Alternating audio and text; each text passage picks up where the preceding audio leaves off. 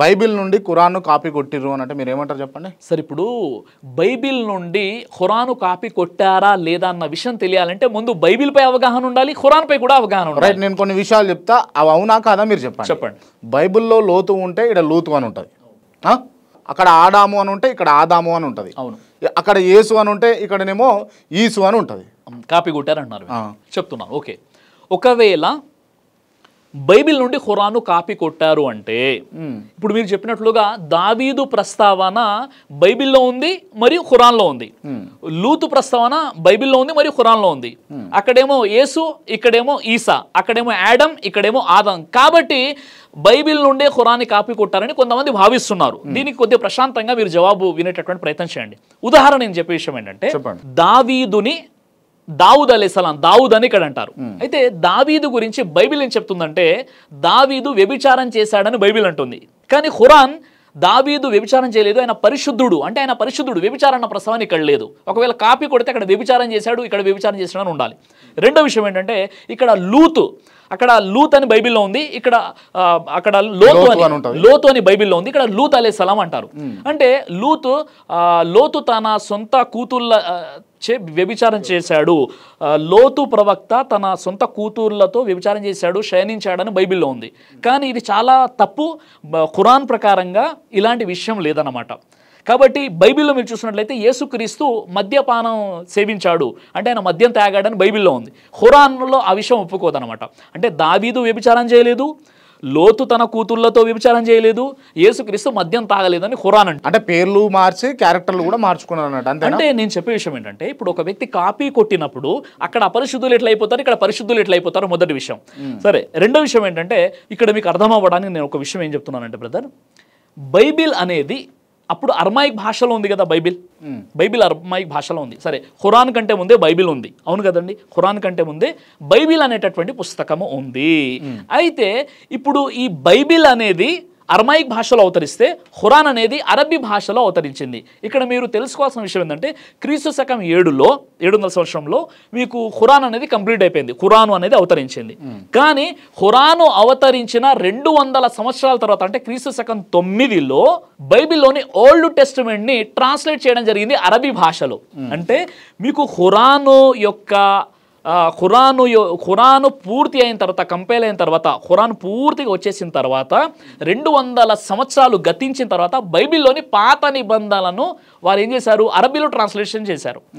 అప్పటికే అరబీలో బైబిల్ ఉందంటే ముహమ్మద్ ప్రవక్త రాండి కాపీ కొట్టారని చెప్పుకోవచ్చు. తర్వాత ఇంకో ఆశ్చర్యపోతారు మీరు ఒక విషయం చెప్తే, అదేంటంటే బైబిల్ ఇప్పుడు న్యూ టెస్టిమెంట్ ఉంది కదా, కొత్త నిబంధన ఉంది కదా, అది దాదాపు నాకు తెలిసి 1914, 1920 ఆ టైంలో దాన్ని ట్రాన్స్లేట్ చేశారు. అంటే ఖురాను కంప్లీట్ అయిపోయిన తర్వాత 1000 సంవత్సరాల తర్వాత 1000 years తర్వాత మీకు బైబిల్ యొక్క న్యూ టెస్టిమెంట్ వచ్చింది. అర్థమైందండి? ఇక్కడ మీకు బైబిల్ ఏదైతే గ్రంథం ఉందో ఆ బైబిల్ ఖురాను కంప్లీట్ అయిపోయిన తర్వాత, ఖురాను కంప్లీట్ అయిపోయిన తర్వాత 200 సంవత్సరాలకు బైబిల్లోని పాత నిబంధనను ట్రాన్స్లేషన్ చేస్తే ఖురాను కంప్లీట్ అయిపోయిన 1000 సంవత్సరాల తర్వాత కొత్త నిబంధనని ట్రాన్స్లేట్ చేశారు. కాబట్టి అసలు అవకాశము మరియు ఆస్కారమే లేదన్నమాట. ఇది కేవలం ఒక ఎలిగేషన్. మరో విషయం ఏం చెప్తున్నానంటే నిజంగా మీరు చెప్పినట్లుగా బైబిల్ నుండి ఖురాన్ని కాపీ చేశారన్న విషయమే మీకు వాస్తవమైనట్లయితే సైంటిఫిక్ కూడా కొన్ని విషయాలు ఖురాన్లో ఉన్న విషయాలు బైబిల్లో ఉండవు. బైబిల్లో ఉన్నటువంటి విషయాలు ఏవైతే కొన్ని పరస్పర విరుద్ధమైనటువంటి విషయాలు ఉన్నాయో అలాంటి విషయాలు మీకు ఖురాన్లో కనపడవు. ఉదాహరణకి బైబిల్లో ఉన్నటువంటి విషయం ఏంటంటే ఆదికాండంలో ముందుగా మీకు భూమి మరియు చంద్రుడు సృష్టించబడ్డాడు, తర్వాత సూర్యుడేనో ఉంది. కానీ ఖురాన్ దానికి ఒప్పుకోదు. సైంటిఫిక్గా మనం చూసినట్లయితే ముందు సూర్యుడు వచ్చాడు, తర్వాత భూమి, చంద్రుడు.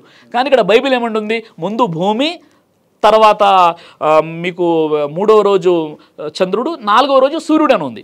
ఖురాన్ ఆ విషయాన్ని ఒప్పుకోదు. అలా చాలా విషయాలు ఉన్నాయన్నమాట.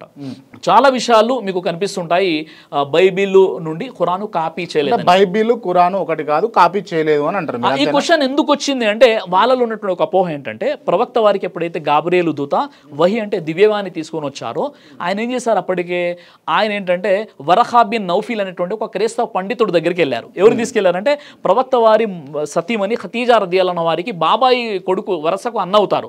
అప్పటికే ఆయన క్రైస్తవ మత పండితుడు అనమాట. ఆ క్రైస్తవ మత పండితుడు కాబట్టి ఆయన దగ్గర తీసుకెళ్లారు. గాబ్రియల్ వచ్చినప్పుడు ప్రవక్త వారు భయపడ్డారు, ఆయనకి తెలియదు ఈ విషయం ఏంటో.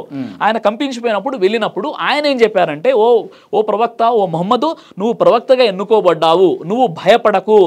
ఏ గాబ్రియేలు దూతానైతే, ఏ జిబ్రియల్ అయితే గతంలో మోషేకు వచ్చిందో, తర్వాత యేసుక్రీస్తు దగ్గరికి వచ్చిందో, అదే గాబ్రియేలు దూత నీ వద్దకు వచ్చింది, నిన్ను ప్రవక్తగా ఎన్నుకుంది, కాబట్టి నువ్వు భయపడకు అని ధైర్యం చెప్పారు. కాబట్టి ఆయన దగ్గరికి వెళ్ళి నేర్చుకున్నారని ఒక అపోహ ఉంది. కానీ ప్రవక్త వారి జీవితంలో కేవలం 2 సార్లు ఆయన వరఖా బిన్ నౌఫిల్ని కలిశారు. ఒకసారి ప్రవక్త వారు ప్రవక్త పదవి ఎన్నుకోక పూర్వం, అంటే ఆయన ఇంకా ప్రవక్తగా ఎన్నుకోబడలేదు, అప్పుడు ఆయన తవాఫ్ చేస్తున్నప్పుడు ఒకసారి చూశారు ఆయన. రెండోసారి ఆయన దివ్యవాణి అవతరించినప్పుడు ప్రవక్త వారి దగ్గరికి వెళ్ళారు. ఈ 2 సందర్భాలు. తర్వాత 3 సంవత్సరాల తర్వాత ఆయన చనిపోయారు వరఖా బిన్ నౌఫిల్. ఆ తర్వాత 23 సంవత్సరాల పాటు ఖురాన్ అవతరించింది. కాబట్టి ఖురాన్ బైబిల్ నుండి ఖచ్చితంగా కాపీ చేయలేదు. మీరు ఒక విషయం ఓకే, ఈ విషయాన్ని కొంచెం సేపు పక్కన పెడితే ఇంకొక విషయం ఏంటంటే, ఖురాన్లో హిందువులతోటి స్నేహం చేయొద్దు ముస్లింలు అని ఉంది. మరి ఉంటే హిందువులు ముస్లింలు బాయి ఎట్లయితే చెప్పండి మీరు. అవును, వాస్తవం అండి. మీరు ఏదైతే క్వశ్చన్ అడుగుతున్నారో ఇది కూడా ఒక పెద్ద ఎలిగేషన్ ఇస్లాం మీద, ఖురాను గ్రంథం మీద. పూర్తి ఖురాను గ్రంథంలో 30 కాండాలు, 114 అధ్యాయాలు, 6236 ఆయతులు ఖురాన్లో ఉన్నాయి. ఫస్ట్ ఈ సమాధానం చెప్పండి, హిందువులతోటి ఖురాన్లో స్నేహం చేయొద్దు అని ఉందా లేదా? ఇప్పుడు అదే అంటున్నానండి. ఇప్పుడు హిందూ అన్న పదమే భౌగోళిక సూచిక పదం. అది హిందూ అన్న పదమే భౌగోళిక పదము. హిందూ సనాతన గ్రంథాలలోనే హిందూ అన్న పదం లేనప్పుడు హిందువులతో స్నేహం చేయకూడదని ఖురాన్లో ఎలా ఉంటుంది? సరే, ఖురాన్లో ఉన్న విషయం ఏంటంటే, ఖురాన్లో సూరే మాయిదా 5వ అధ్యాయము 51వ వచనంలో ఉన్న విషయం ఏంటంటే, ఓ విశ్వాసులారా, యూదులను మరియు క్రైస్తవులను మీ స్నేహితులుగా చేసుకోకూడదు అని మీకు ఖురాన్లో 5వ అధ్యాయం 51వ వచనంలో కనిపిస్తుంది. యూదులను క్రైస్తవులను చేసుకోవద్దు స్నేహితులుగా. అంటే అక్కడ నిజంగా చెప్పాలంటే మీకు అరబ్బీ నుండి తెలుగులో ట్రాన్స్లేషన్ చేసినప్పుడు ఏం జరిగిందని చెప్తాను. అక్కడ అరబ్బీలో ఏముంటుందంటే, లా తత్తఖిజుల్ యహూదా వ నసారా ఔలియా బాజుకు వ బాజ్ అని ఉంటుంది. ఔలియా బాజుకు వ ఔలియా బాజ్. దీని అర్థం ఏంటంటే, ఓ విశ్వాసులారా అంటే ముస్లింలను ఉద్దేశించి చెప్పడం జరిగింది. ఇక్కడ ఖురాన్ గ్రంథంలోని సూరే మాయిదా సూరా నంబర్ 5 ఆయత నంబర్ 51లో, ఓ విశ్వాసులారా, మీరు యూదులను మరియు క్రైస్తవులను మీ స్నేహితులుగా చేసుకోకండి ఈ దివ్య ఖురాన్లో ట్రాన్స్లేషన్ చేయడం జరిగిందండి. ఉంది. కానీ అరబ్బీలో ఏముందంటే, లా తత్తఖిజుల్ యహూదా వన్ నసారా ఔలియా బాజుకు వ ఔలియా బాజ్ అనేటటువంటి ఒక అర్థం ఉంది. దీని అర్థం ఏంటంటే, ఓ విశ్వాసులారా, యూదులను మరియు క్రైస్తవులను మీ ఆంతరంగిక స్నేహితులుగా చేసుకోకండి అని దీని అర్థం. అక్కడ ఔలియా అనేటటువంటి ఒక అరబీ పదం వాడబడింది. ఔలియా అంటే ఆంతరంగిక స్నేహితులు మరియు సంరక్షకులు అని అక్కడ ట్రాన్స్లేషన్ చేయాలి. కానీ ఇక్కడ ట్రాన్స్లేషన్లో ఒక పొరపాటు జరిగింది. అది కూడా ఎందుకు చెప్పడం జరిగింది అన్న విషయం చూసినట్లయితే, ఇది 5వ అధ్యాయం 51లో ఉంది. అదే 5వ అధ్యాయం సూరే మాయిదా ఆయత నంబర్ 57ని కాస్త మనం పరిశీలించినట్లయితే అక్కడేముందంటే, ఓ విశ్వాసులారా, ఎవరైతే మీ ధర్మాన్ని ఎగతాళి చేస్తూ మిమ్మల్ని చులకనగా చూస్తూ ఉన్నారో వారు పూర్వం గ్రంథం ప్రసాదించబడినటువంటి వారైనా లేదా సత్య తిరస్కారులైనా వారిని మీరు మీ స్నేహితులుగా, మిత్రులుగా, ఆంతరంగిక స్నేహితులుగా చేసుకోకండి అని ఇక్కడ ఖురాన్లో ఉంది.